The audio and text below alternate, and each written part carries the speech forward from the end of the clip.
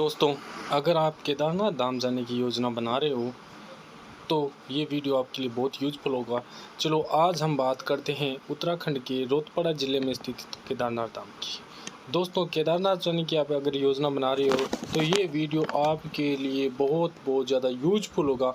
इस वीडियो में मैं आपको बताऊंगा कि केदारनाथ जाने के लिए क्या क्या साधन उपलब्ध है और हमको कितना खर्चा आएगा और वहाँ पर रहने खाने की क्या व्यवस्था है, वो सारी जानकारी आज इस वीडियो में जानेंगे। और हम ये भी जानेंगे वहाँ पर कहाँ रुके, किस प्रकार की व्यवस्था है, पैदल जाने की या और कोई और वहाँ पर कहाँ कहाँ घूमें और क्या क्या देखने के लायक वहाँ पर दर्शनीय स्थल है, वो जानकारी आज वीडियो के माध्यम से दोस्तों हम जानेंगे। हेलीकॉप्टर भी चलता है, यात्रा करना चाहते हो किस प्रकार से हायर कर सकते हैं और उसका हेलीकॉप्टर का हमारा कितना खर्चा आएगा और वो हमें हेलीकॉप्टर कहाँ से मिलेगा।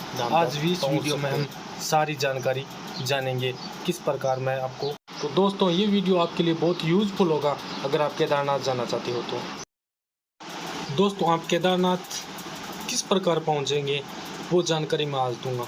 दोस्तों आपको सबसे पहले केदारनाथ जाने के लिए 3 जगहों पे आने पड़ेगा। एक तो हरिद्वार, दूसरा देहरादून या ऋषिकेश। इन तीनों स्थानों से आप केदारनाथ बाबा के धाम पर पहुंच सकते हो, क्योंकि इन तीनों स्थानों तक तो आप ट्रेन से आ जाओगे और आप हेलीकॉप्टर से भी आ सकते हो या फ्लाइट से भी आ सकते हो। आपको देहरादून के लिए फ़्लाइट भी मिल जाएगी। और इन तीनों स्थानों के बाद हरिद्वार, देहरादून और ऋषिकेश से आगे का जो सफ़र है वो आपको बस से तय करना पड़ेगा। और अगर आप ऋषिकेश जाते हो तो वो सफ़र है जो आपका बस का 30 किलोमीटर कम भी पड़ेगा। अदर प्लेसेस से, हरिद्वार से और देहरादून से अगर आप ऋषिकेश पहुंचते हो तो वहाँ पर बस का जो सफ़र है आगे का वो आपको 30 किलोमीटर कम भी पड़ेगा। दोस्तों केदारनाथ जाने के लिए आपको सबसे पहले सोनप्रयाग पहुंचना पड़ेगा।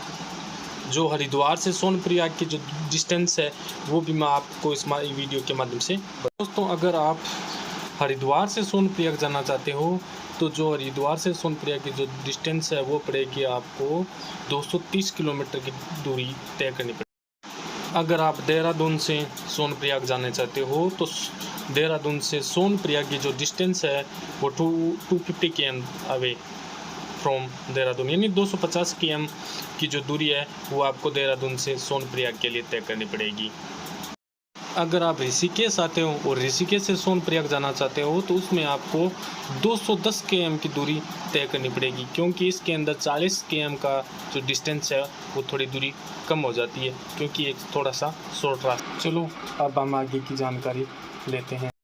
दोस्तों सोनप्रयाग के लिए जो बसें हैं वो आपको पर पर्सन 200-300 रुपये के अंदर मिल जाएगी। अगर हम जो पीछे सीट वाली बस पे जाना चाहते हैं, खिसकने वाली सीट पे, तो उसका जो किराया है वो थोड़ा सा ज़्यादा महंगा रहेगा। हम जो टिकट है वो ऑनलाइन या ऑफलाइन दोनों तरीके से परचेज़ कर सकते हैं।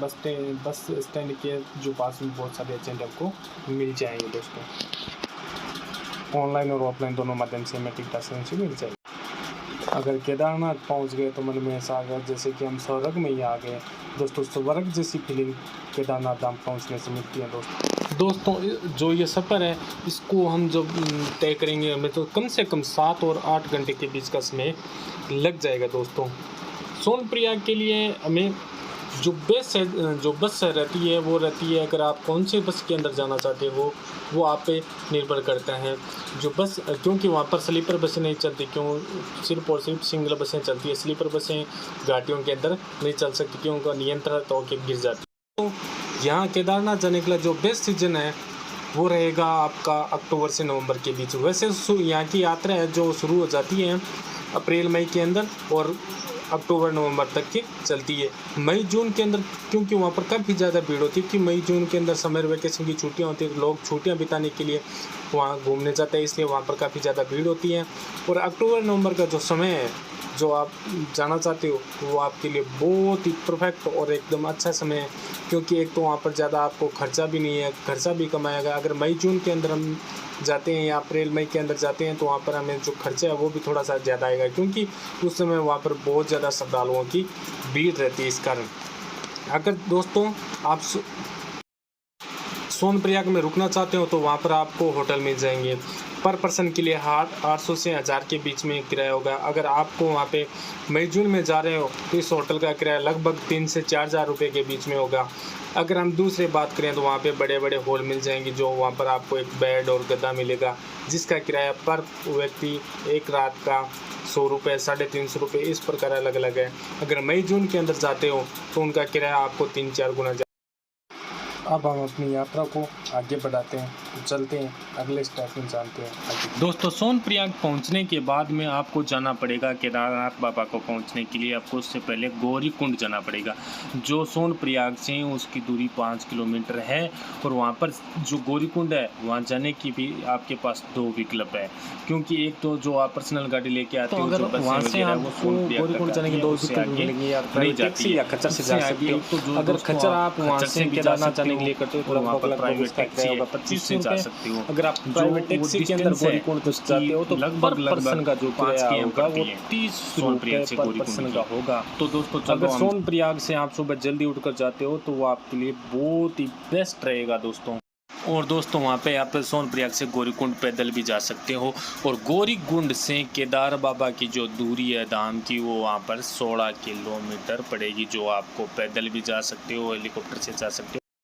दोस्तों, अगर आप पैदल यात्रा करते हो गौरीकुंड से केदारनाथ धाम की, तो वहाँ से आपको सबसे पहले एक स्टिक यानी लाठी भी लेनी पड़ेगी, जो वहाँ पर बहुत सारी दुकानें हैं, वहाँ पर आपको हर जगह मिल जाएगी, क्योंकि उससे आपको ट्रैकिंग करने में बहुत आसानी होगी, बहुत मदद मिलेगी। ये जो 16 किलोमीटर की जो डिस्टेंस है वो कवर करने के अंदर। अगर आप वहाँ से हेलीकॉप्टर से जाना चाहते हो तो आप दोस्तों हेलीकॉप्टर से भी बिल्कुल जा सकते हो, वो भी आप पे डिपेंड करता है दोस्तों। आप हेलीकॉप्टर भी आपको मिल जाएगा। जो हेलीकॉप्टर का किराया लगभग वो आपसे पाटा से मिलेगा।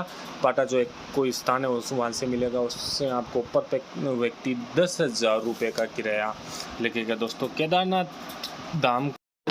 धाम पहुँचने से ठीक 1 किलोमीटर पहले एक जो बेस कैंप आएगा, वहाँ पर रहने खाने ठहरने की सारी व्यवस्था आपको मिल जाएगी, जो आप ऑनलाइन भी बुक कर सकते हो। जो ऑनलाइन वेबसाइट है GVMN, उससे भी आप ऑनलाइन पर जाके वहाँ पर उसकी स्टे करने की व्यवस्था कर सकते हो। और मंदिर में आपको प्रसाद चढ़ाने के लिए भी वहाँ पर आपको प्रसाद के पैकेट मिल जाएंगे। मंदिर का जो ओपन और क्लोजिंग का समय है, वो मंदिर सुबह 5 बजे से लेकर शाम को 9 बजे तक खुला रहते हैं। अगर आप सुबह में दर्शन करते हो तो आप ज्योतिर्लिंग के पास जाके दर्शन कर सकते हो।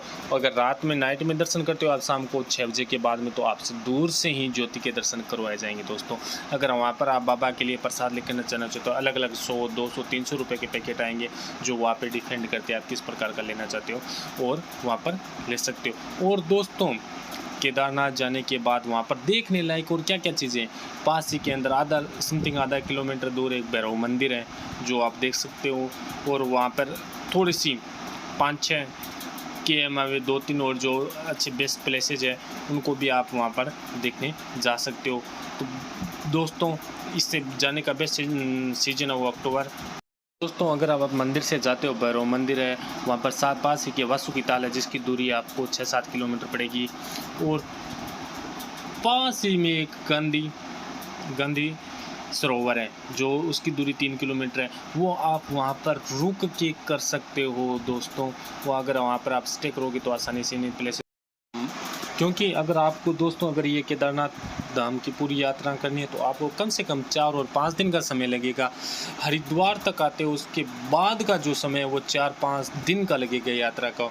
और जो यात्रा पर जो पर पर्सन का जो खर्चा है, वो भी मैं दोस्तों आपको बताऊंगा कि हमारी कितना टोटल खर्चा आया था। तो दोस्तों, ये जो बेस्ट पैलेसेज है, वहाँ पर आप 3-4 दिन रुकोगे तो अच्छी तरह कर घूमकर वहाँ देखोगे। दोस्तों, वहाँ से जो बेस कैंप है केदारनाथ धाम से पहले, वहाँ पर आप 4-5 दिन आराम से रुक सकते हो, क्यों वहाँ पर रुकने की एकदम सारी पूर्ण व्यवस्था की हुई है, जो वहाँ के ट्रस्ट उसको संचालित करता है। तो दोस्तों, हम कर लेते हैं खर्चे की बात। अगर आप पैदल डिस्टेंस जाते हो तो आप गौरीकुंड से अगर पर पर्सन आपको 3,000 रुपये खर्चा आएगा ऑफ सीज़न के अंदर, और मेन सीज़न के अंदर जाते हो तो आप पर पर्सन 5,000 रुपये का।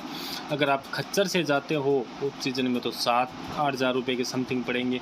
अगर आप हेलीकॉप्टर से जाते हो ऑफ सीज़न में जाते हो तो 6-7 हज़ार रुपये। अगर मेन सीज़न के अंदर आप अगर हेलीकॉप्टर से वहाँ जाते हो गौरीकुंड से केदारनाथ धाम तो आपको कम से कम 10-12 हज़ार रुपये खर्चा आएगा दोस्तों।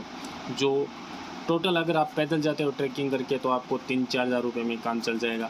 अगर आप ऑफ सीज़न में जाते हो तो, अगर आप मेन सीज़न के अंदर जाते हो अगर ट्रैकिंग करके जाते हो तो वो खर्चा आपको डबल हो जाएगा, क्योंकि दोस्तों गर्मी के अंदर वहाँ पर बहुत ज़्यादा भीड़ रहती है। तो दोस्तों ये था हमारा आज का ब्लॉग केदारनाथ धाम।